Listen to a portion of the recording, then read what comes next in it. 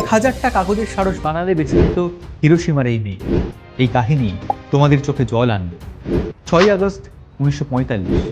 মেয়েটার বয়স তখন মাত্র 2 বছর। তার নাম সাদাকো সাসাকি। জাপানের হিরোশিমায় বাড়ির উত্তর মায়ের কোলে ছিল সে। ঠিক সেই সময় 1.5 কিলোমিটার দূরে হতভাগ্য শহরটার উপর আছড়ে পড়ল পৃথিবীর প্রথম পারমাণবিক বোম।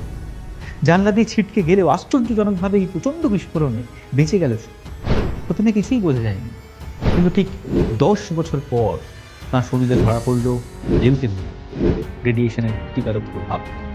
সাদাকো শুনেছিল যে জাপানি লোকবিশ্বাস অনুসারে কেউ যদি বানাতে পারে 1000টা কাগজের সারস, তাহলে তার ইচ্ছে পূরণ হয়।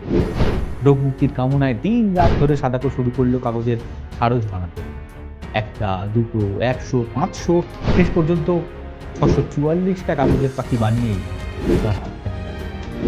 তার বন্ধুরা পাখিগুলো বানিয়ে তার কবরের উপর রেখেছিল।